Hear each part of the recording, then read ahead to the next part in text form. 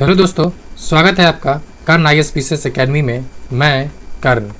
हम लोग जो शिक्षक भर्ती हेतु प्रैक्टिस सेट देख रहे हैं, जी हाँ, ये किरण पब्लिकेशन का है, जिस वॉल्यूम 2 है। और डैट मीन्स क्या, ये 5 ऑप्शन वाला सेट है। कोई आज सेट नंबर देखेंगे 3। इससे पहले आपको हर शाम 6 बजे एक सेट मिलता है और ये इस कड़ी में सेट 6 है। हम लोग इसमें क्या देखने वाले हैं, तो GK GS बाकी मैथ रीजनिंग का आपको PDF मिल जाएगा टेलीग्राम ग्रुप में, जिसका लिंक आपको डिस्क्रिप्शन बॉक्स में दिया गया। साथ ही साथ इसका कंप्लीट आंसर भी शेयर किया जाता है। आप अगर देखना चाहें तो इसका मैथ रीजनिंग का आंसर भी एंड डिटेल सॉल्यूशन भी देख सकते हैं। Question number 41। 14 किलोग्राम द्रव्यमान और 28 मिनट प्रति सेकेंड के वेग वाले पिंड का संवेग क्या हुआ। संवेग क्या होता है, तो मास इंटू वेलोसिटी। क्या होता है, मास इंटू वेलोसिटी। तो ये मास कितना दे रखा है, 14, और वेलोसिटी कितना दे रखा है, 28 मिनट। तो इस दोनों को मल्टीप्लाई करने पे कितना आ जाएगा आपको, option A 392 kg per meter second, option A. 42। Buddha के समकालीन राजाओं को उनके राज्यों से सुमेलित कीजिए तथा नीचे दिए गए कूट से सही उत्तर का चुनाव करें। राजा है और उसका क्षेत्र है। यह कहाँ था, यह था अवंती का, ऑप्शन ए का 3। तो ऑप्शन देखिए सी में दिख रहा है, ए का 3 है। बाकी क्या है, उदयन, वत्सराज उदयन, यानी उदयन कहाँ था, तो वत्स था 2 का 2, आपको यहाँ पे 2 का 2 दिख रहा है। प्रसेनजीत ये कहाँ था, तो कौशल नरेश प्रसेनजीत, तो ऑप्शन 4, यानी 3 का 4 है। और अजातशत्रु मगध का, यानी इसका आंसर क्या हो जाएगा, ऑप्शन सी। क्या हो जाएगा, option C. Next question number 4। शिक्षा के महान केंद्र विक्रमशिला महाविहार की स्थापना की थी। तो ये किसने किया था, धर्मपाल ने। किसने किया था, धर्मपाल ने। और ये कब हुआ था, पहली बात तो है कहाँ ये, तो बिहार के भागलपुर में, ठीक है। और 8वीं शताब्दी में इसका निर्माण हुआ है। दूसरी बात, यहाँ से जो पूछा जाता है, इसी विश्वविद्यालय के एक जो प्रतिभाशाली भिक्षु था जिसका नाम दीपंकर ने लगभग 200 ग्रंथों की रचना किया था। जी हाँ, दीपंकर इसी से रिलेटेड है। और इसका जो आखिर इसको मतलब नष्ट कौन किया, तो 1203 के आसपास किसने किया, बख्तियार खिलजी ने। Question number 44। भोगज कोय का महत्व इसलिए है कि ये जो है वहाँ जो अभिलेख प्राप्त हुए हैं उनमें वैदिक देवता एवं देवताओं का, देवी एवं देवताओं का क्या है, वर्णन मिलता है। ये भोगज कोय जो अफगानिस्तान है, एक अफगानिस्तान में ये स्थित अभिलेख है, यानी अभिलेख है जो अफगानिस्तान से मिला है। और ये आर्य से रिलेटेड है, आर्यन से रिलेटेड है। Question number 45। पानीपत का तीसरा युद्ध लड़ा गया था किसके बीच, ये लड़ा गया था मराठा एवं अहमद शाह अब्दाली के बीच।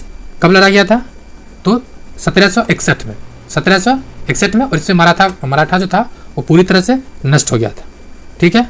Next question number 46। जेल में भूख हड़ताल के कारण जिस स्वतंत्रता संग्राम सेनानी की मृत्यु हुई वह कौन था, वह था ऑप्शन सी जतिन दास। और इनका ही रिकॉर्ड है, सर्वाधिक दिनों तक भूखे रहने के, 64 दिनों तक भूख हड़ताल की वजह से इनका निधन हुआ है, ठीक है। Next question number 47। भारतीय राष्ट्रीय कांग्रेस का पहला मुस्लिम अध्यक्ष कौन था, तो पहला मुस्लिम अध्यक्ष था बरूद्दीन तैयब जी। ये कब बने थे, तो कांग्रेस के जो 1887 का जो अधिवेशन हुआ था 1887 का, उसमें ये अध्यक्ष बने थे। और कहाँ का अधिवेशन हुआ था, तो मद्रास में। मद्रास मतलब Tamil Nadu. Next question number 48। Bharat में रबर का सबसे बड़ा उत्पादक है, तो कौन सा है, केरल।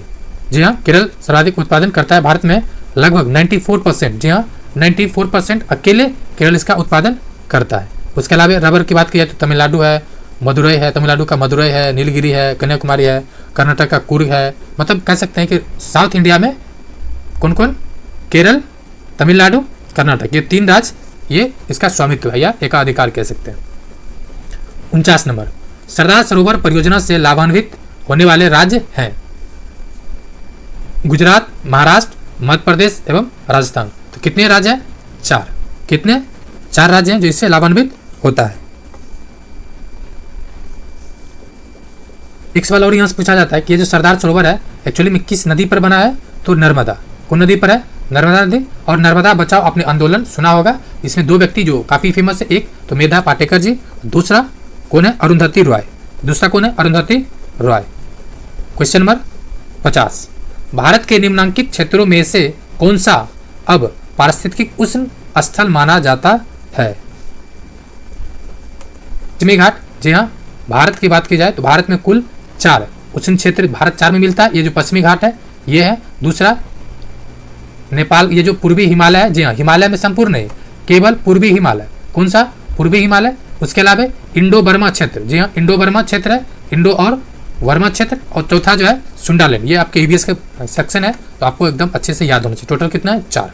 और ये जो पश्चिमी घाट है इसी में श्रीलंका भी आता है। जी हाँ, क्योंकि इंटरनली ये ज्वाइंट है। 51 नंबर, नागार्जुन सागर परियोजना अवस्थित है तो ये कहाँ पर है? नाग, देखिए नाग के पास, कृष्ण जी के पास क्या रहता था? नाग सांप। क्या रहता था?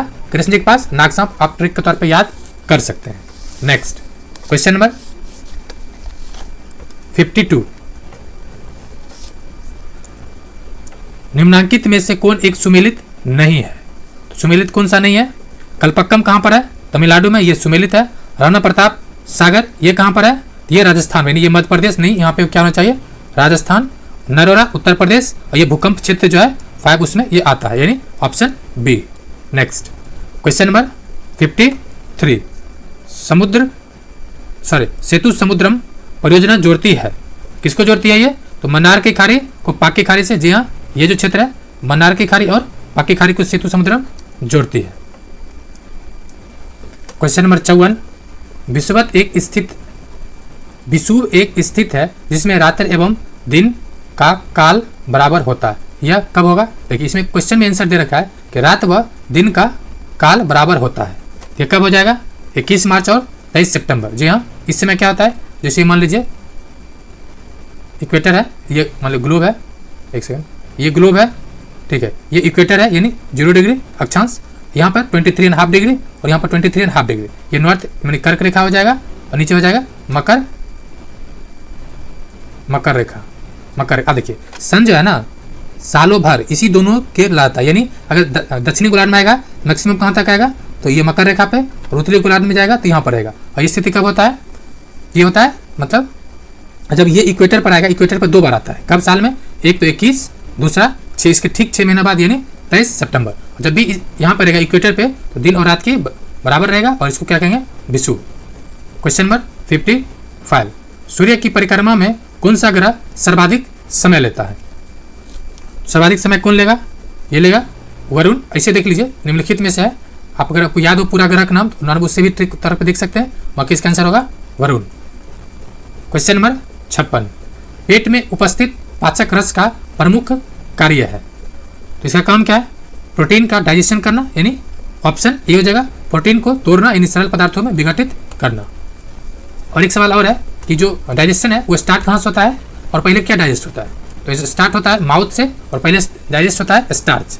जी हाँ, जो चावल या आपको आलू काटने पर व्हाइट व्हाइट दिखता है उसी कहते हैं स्टार्च।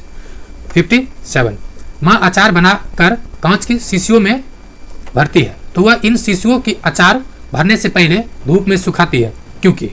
उसका कारण सिंपल सी है कि उसमें जो नमी होगा उसको एब्जॉर्व कर लिया जाएगा, यानी शीशियों से नमी को दूर करने के लिए ऑप्शन सी, जो ह्यूमिडिटी है उसको बाहर निकालना। क्वेश्चन नंबर 58, सोए हुए कुत्ते के पास से गुजरने पर उसके द्वारा कान खड़े करना उदाहरण है तो उदाहरण है कि स्टिमुलेशन के प्रति अनुक्रिया का, यानी उद्दीप्तपन। ठीक है, उद्दीप्तपन के प्रति अनुक्रिया का। क्वेश्चन नंबर 59, एडीज इजिप्ट मच्छर जो दिन में काटता है प्रभावित करता है, किसको करता है? तो रोगी के जोड़ों को, यानी ये जॉइंट्स है ना, ठीक है, ये मतलब हड्डी तोड़ बुखार भी कर सकते हैं लग जाने पे। क्वेश्चन नंबर 60 नंबर, बाल चंद्र से लेकर पूर्ण चांद तक चंद्रमा की स्थिति बदलती रहती है क्योंकि यह पृथ्वी की परिक्रमा करता रहता है। ऑप्शन ये नहीं, ये गलत है। इसका कारण है कि वह अपने ऊपर पड़ने वाले सूर्य के प्रकाश को परावर्तित करता है। Option C.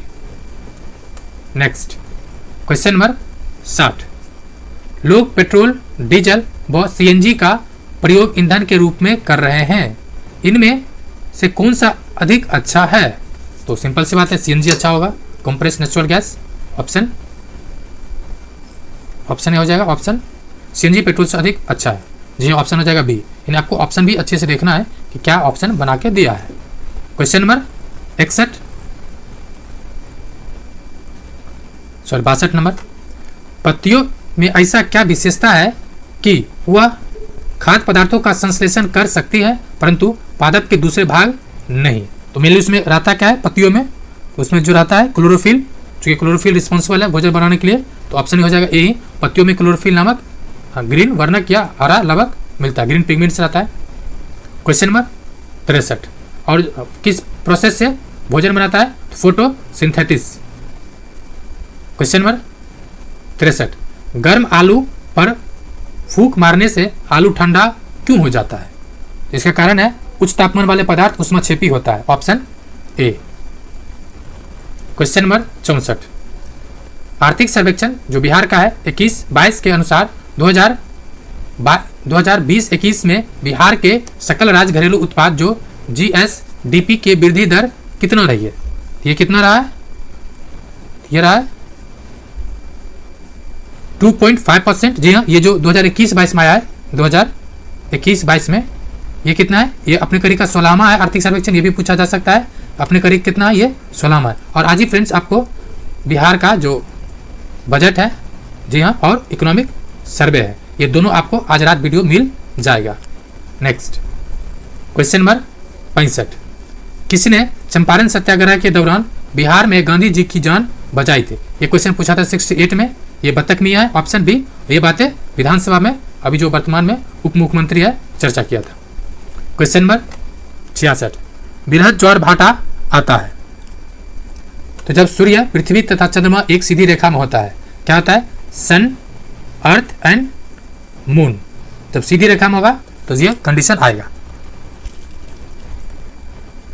Next question number 67, Asia और उत्तरी अमेरिका को जो जलडमरू मध्य अलग करता है वो कौन सा है? तो बेरिंग जलडमरू मध्य। हो सकता है थोड़ा हटके क्वेश्चन पूछे, क्योंकि बीपीएससी थोड़ा सा हटके कुछ कर रही है।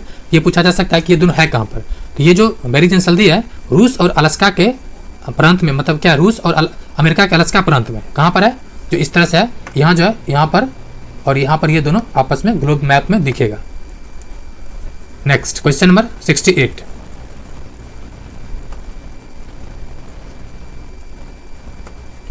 कह रहा है ठंडे के दिनों में लोहे के गुटके और लकड़ी के गुटके को प्रातः काल में छुए तो लोहे का गुटका अधिक ठंडा लगता है। कारण है कि लकड़ी की तुलना में लोहा का जो गुटका है उष्मा का अधिक अच्छा चालक है, यानी ऑप्शन भी हो जाएगा। लकड़ी की तुलना में जो आयरन है वो उष्मा का अच्छा गुड कंडक्टर ऑफ हीट हो जाएगा। 69, 100 वाट का बिजली का बल्ब यदि 10 घंटे जले तो बिजली का खर्च क्या होगा? सिंपल फॉर्मूला है, खर्च निकालना है। जो वाट खर्च है वो लिख दीजिए, कितने घंटा जला वो लिख दीजिए, अपन 100 से डिवाइड कर दीजिए। तो कितना है? 100 वाट है, कितना आवर है? 10 आवर है, और अपन 100 नहीं 1000, तो कितना आ जाएगा? ये आ जाएगा 1 2 3 3 1 2 3, यानी 1 वाट। आंसर क्या हो जाएगा? Option B. Question number 70, Bharat में अंग्रेजों के समय में प्रथम जनगणना हुआ था।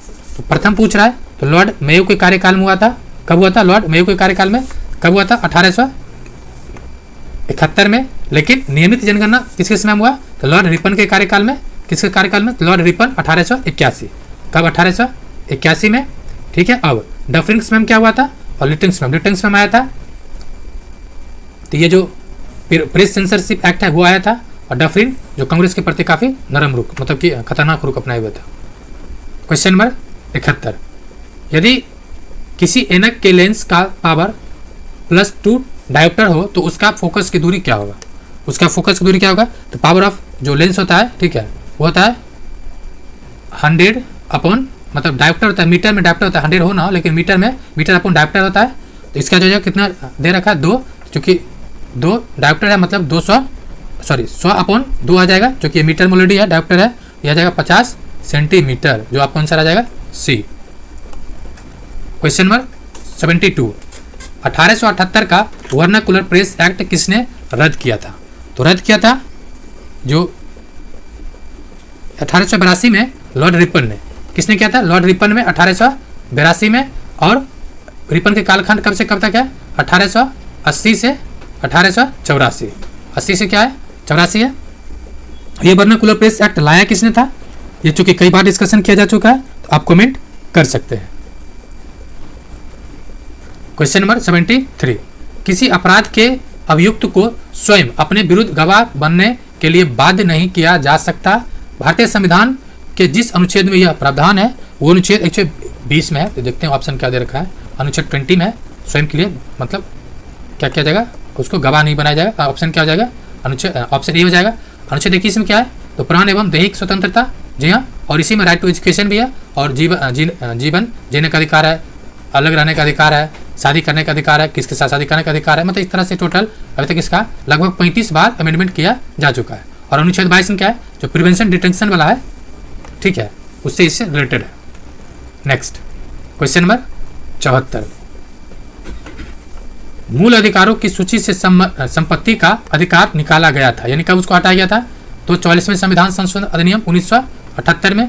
उस समय किसकी सरकार था? तो जनता पार्टी की सरकार था। हटा के कहाँ रखा इसको? 300 के ए में। कहाँ रखा? 300 के में और अनुच्छेद 31 ए।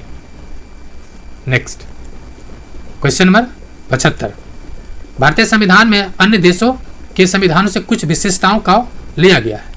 जिस देश का राज्य के नीति निर्देशक तत्व के निर्माण में योगदान दिया गया है, देखिए, यानी इसको इंग्लिश में क्या कहते हैं? निर्देशक तत्व कहते हैं directive principle of state policy.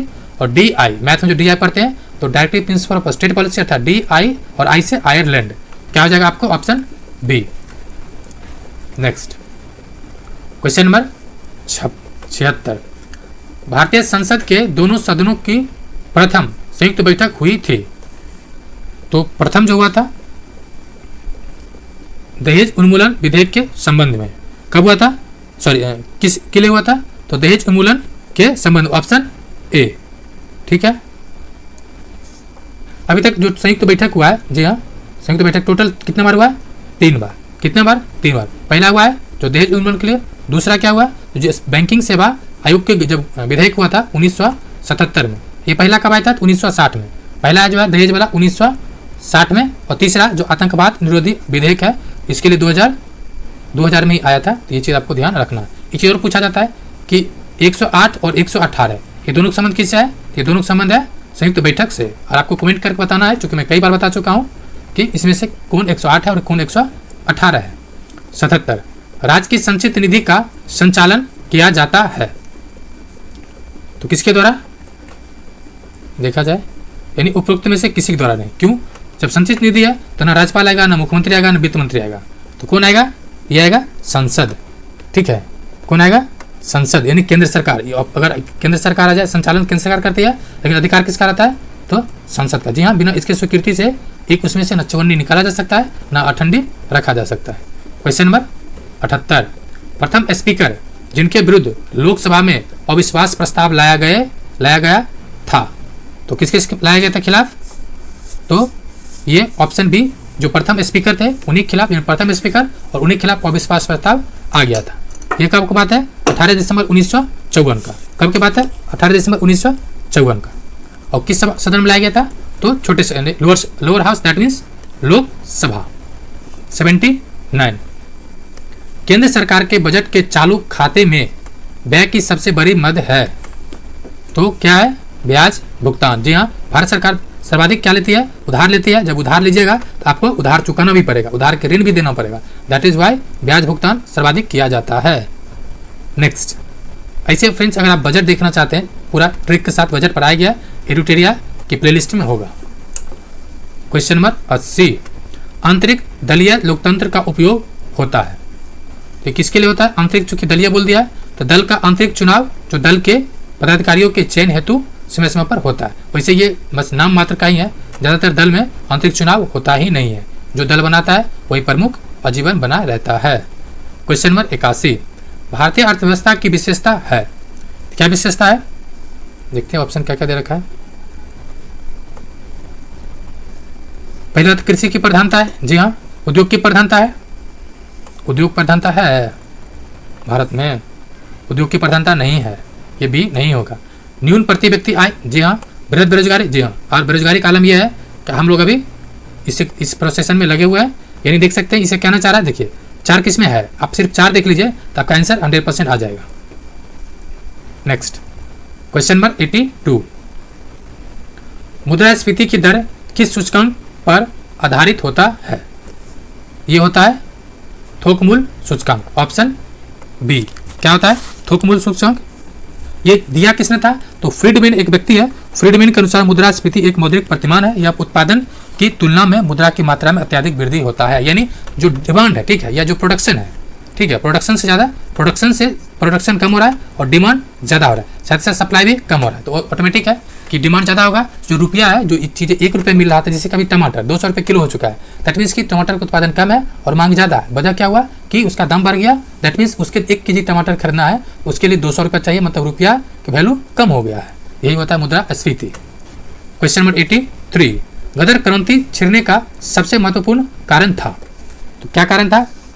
तो ये कारण था कामागाटा मारुत, जो एक ये है क्या, एक जहाज था, जी हाँ, जहाज था, जहाँ से ये क्या हुआ था, एक लिया गया था उधारी, तो उधार से मतलब उधार लिया था और कहाँ जा रहा था, तो ये जा रहा था कनाडा जा रहा था, लेकिन कनाडा सरकार ने ब्रिटेन सरकार के अनुरोध पे इसको वापस अपने देश में जाने नहीं दिया। किसको? जो इस जहाज पे सवार थे।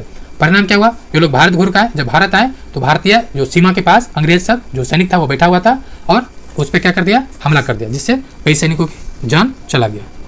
ठीक है, मेनली। अब दूसरा कारण क्या था? दूसरा कारण था ये सब किसके, गदर संगठन था, उसके ये लोग सदस्य था। नेक्स्ट, लेकिन ये प्रथम विश्व युद्ध के दौरान ही ये चीजें हुआ था, 1915 के आसपास ये कहानियां है। नेक्स्ट क्वेश्चन नंबर 84, विरंजक चूर्ण के लिए कौन सा असत्य है? जल में अधिक विलय होता है, यही असत्य है। जी नहीं, बुझे हुए चूने, जो बुझे हुए चूना है CaO यानी CaOH का होल 2 को 40 डिग्री गर्म कर पर क्लोरीन गैस प्रवाहित करने पर विरंजक चूर्ण का निर्माण होता है। ठीक है, क्या निर्माण होता है? विरंजक चूर्ण का। तो इसका मतलब एक गलत हो गया, बाकी जो है ये हल्के पीले रंग का होता है। जी हाँ, ऑक्सीकारक है, यस, ये दोनों सही है, ये गलत है। क्वेश्चन नंबर 85, भारत में लौकिक सार्वभौमिकता है क्योंकि संविधान की प्रस्तावना आरंभ होती है with the people of India, यानी हम भारत के लोगों से। क्या हो जाएगा? हम भारत के, ऑप्शन सी हो जाएगा। ये अमेरिका के लिए जो प्रेम्बल्स है उसका कॉन्सेप्ट अमेरिका से आया है, वहाँ जो कॉन्स्टिट्यूशन स्टार्ट होता है with the people of America. Question number 86, निम्नलिखित में कौन सही नहीं है? तो सही नहीं है कौन सा है?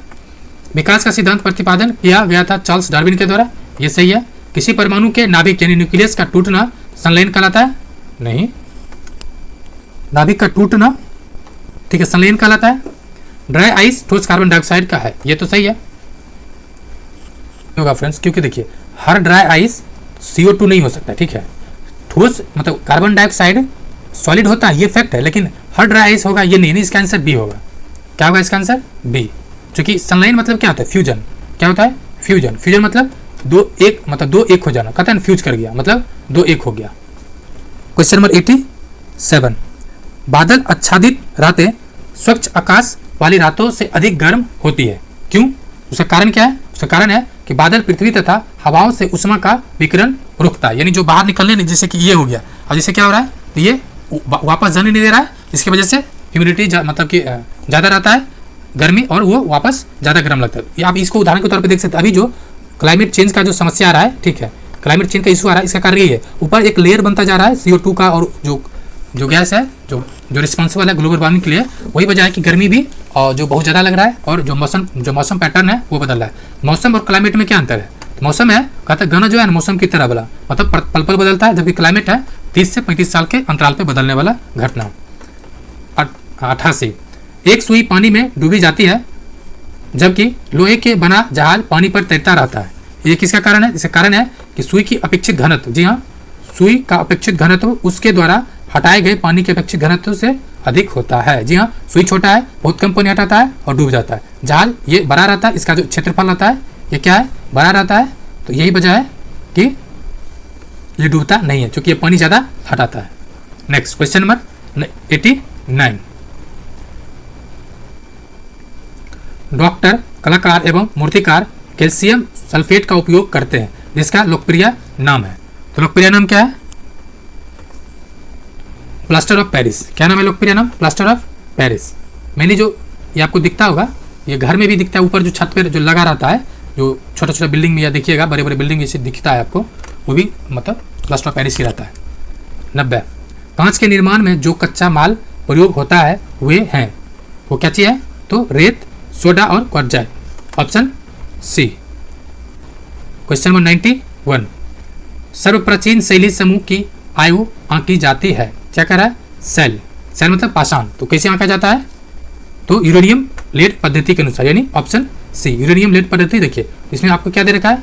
कार्बन पद्धति। इसमें से फॉसिल्स फ्यूल्स होता है ना, फॉसिल्स फ्यूल्स, जी हाँ, यानी जो जैविक चीज़ें हैं उसको कार्बन पद्धति से निकाला जाता है, जबकि जो पाषाण है, स्टोन है, उसके लिए कार्बन लेड पद्धति, सॉरी यूरेनियम लेड पद्धति का उपयोग किया जाता है। 92। सौर विकिरण की सबसे महत्वपूर्ण भूमिका है, किसमें है? तो जल चक्र में। ये क्वेश्चन कई बार आ चुका है। Option C. 3। मनुष्य के अंगों में से कौन एक हानिकारक विकिरणों में सबसे कम संग्रहण अंग है? संग्रही अंग है। सुवेद कौन है? ऑप्शन सी मस्तिष्क। जी हाँ। सर्वाधिक कौन होगा? आंख।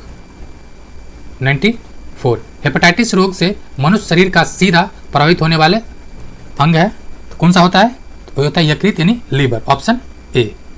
Option A. और लीवर ही एकमात्र ऐसा बॉडी का पार्ट है जो सेल्फ रिपेयर कर लेता है, मतलब सेल्फ रिपेयर में ये सर्वाधिक तेजी से करता है, और ये बाइल जूस का सेक्रेशन भी करता है। साथ ही साथ इंटरनल में सर्वाधिक बड़ा भी है, लगभग 1.5 kg के आसपास ये होता भी है। Next question number 95। गति प्रेरक यानी पेसमेकर का कार्य क्या है? ये पेसमेकर क्या होता है? तो ये होता है हृदय स्पंदन को नियमित करता है। जी हाँ, जो SA नोड और सीनो नोड होता है, एक्चुअली यही पेसमेकर ही होता है। Next question number 96। थायमीन क्या है? थायमीन क्या है? यह है विटामिन B1। ठीक है, विटामिन B1 है। जबकि और कुछ पूछा जाता है, जैसे विटामिन B1 थायमीन है, विटामिन B2 क्या कहा जाता है? राइबोफ्लेविन। विटामिन B6 को क्या कहा जाता है? तो पैराडॉक्सिन। विटामिन B7 को बायोटीन। B12 जो कई बार पूछा गया है, तो इसको कहते हैं साइनोकोबालामाइन। विटामिन C एस्कॉर्बिक अम्ल। विटामिन D कैल्सीफेरॉल और विटामिन E टोकोफेरॉल। और आपको बताना है विटामिन B5 को क्या कहा जाता है। Next question number 97। सूची 1 को सूची 2 से बोला मैच करने। चलिए देखते हैं। कार्डियोलॉजिस्ट, ये कार्डियो मतलब हार्ट, यानी किससे रिलेटेड है ये? तो ये हो जाएगा हृदय से। ऑप्शन 1 का 3। उसके बाद नेफ्रोलॉजिस्ट, यानी किसे हो जाएगा ये? नेफ्रोलॉजिस्ट। ऑप्शन हो जाएगा डी हार्ट से, सॉरी गुर्दा यानी किडनी से। उसके बाद हो जाएगा न्यूरोलॉजिस्ट, ये किसे हो जाएगा? तो मूत्र नलिका से। ऑप्शन 2 हो जाएगा। और ऑकुलिस्ट है ये, ऑप्शन ए आँख से। तो इसका आंसर क्या हो जाएगा? इसका आंसर हो जाएगा पहला ही, ऑप्शन ए। क्या हो जाएगा? Option A. नेक्स्ट हम क्वेश्चन 98। हमारे शरीर की लघुत्तम हड्डी पाई जाती है। लघुत्तम, ठीक है, नहीं छोटा वाला। छोटा कहाँ मिलता है ये? तो कान में। देखिए ऑप्शन बी भी कान में, ऑप्शन ए भी कान है, बट एक मान लीजिए दोनों ही कान में से, दोनों कान को एक ही माना गया है, अलग अलग कान नहीं देखना। ऑप्शन ए ही गलती से हो गया है, ऑप्शन ए हो जाएगा इसका। Question number 99। भारतीय नागरिकों के मौलिक अधिकारों का वर्णन है। ये कहाँ पर है? तो अनुच्छेद 12 से 35 में। कुल मौलिक अधिकार कितने टाइप का है? 6 टाइप। कौन कौन है? समता का अधिकार, स्वतंत्रता का अधिकार, फिर शोषण के विरुद्ध अधिकार, धार्मिक स्वतंत्रता, अल्पसंख्यकों का अधिकार और राइट टू रेमेडीज अर्थात संवैधानिक उपचार का अधिकार, अनुच्छेद 32। Question number 100। अक्सर माँ खाना बनाने से पहले आटे को छन्नी से छानती है। छन्नी से नहीं बल्कि उसको चाला जाता है, चलनी से। चलनी, चलनी से चालना, चालना है। हमारे इधर चलनी बोला जाता है, और लेकिन हो सकता है आपके इधर छन्नी भी बोला जाता है। इस बात को भी ध्यान रखना है। तो इसका आंसर क्या होगा?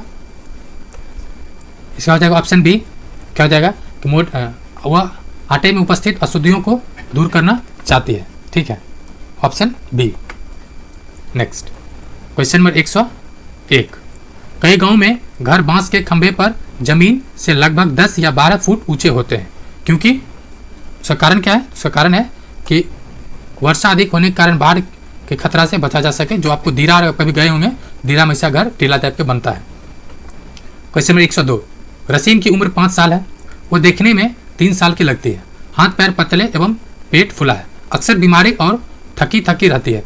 गरीबी के कारण उसे पूरा दिन एक आधा रोटी ही मिल पाता है। तो उसका वो किसके शिकार होगी? तो ये हो जाएगा ऑप्शन सी, रसीन के विकास की प्रक्रिया अवरुद्ध होगा। जी हाँ, नहीं ये हाँ ठीक है, यही होगा ऑप्शन सी। क्वेश्चन नंबर 103,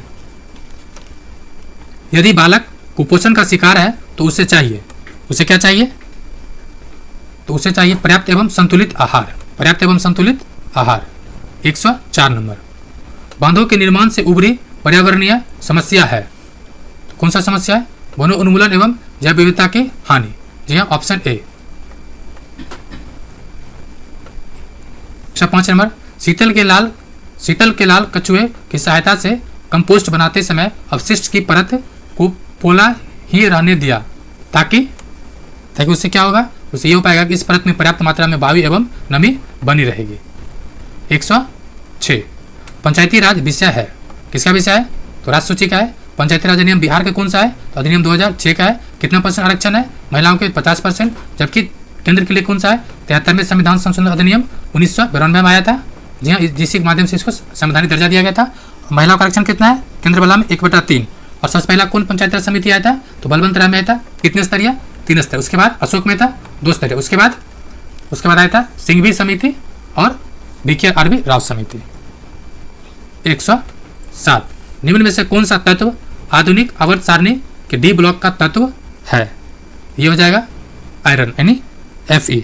इसका जो एटॉमिक नंबर है वो 26 है। क्वेश्चन नंबर 108, भारतीय संविधान के निम्नलिखित अनुच्छेदों में से कौन सा अनुच्छेद राज्य की सरकारों को ग्राम पंचायतों को संगठित करने का निर्देश देता है? यह अनुच्छेद है 40। कौन सा अनुच्छेद है? 40। और इसे गांधीवादी अनुच्छेद भी कहा जाता है। क्या कहा जाता है? गांधीवादी अनुच्छेद भी। अनुच्छेद 32 क्या है? इसका संबंध है जो राइट टू रेमेडीज मतलब संवैधानिक उपचार का अधिकार है, जिसको लेकर अंबेडकर जी ने कहे थे कि यह संविधान का आत्मा है। किसने कहा था? अंबेडकर जी ने।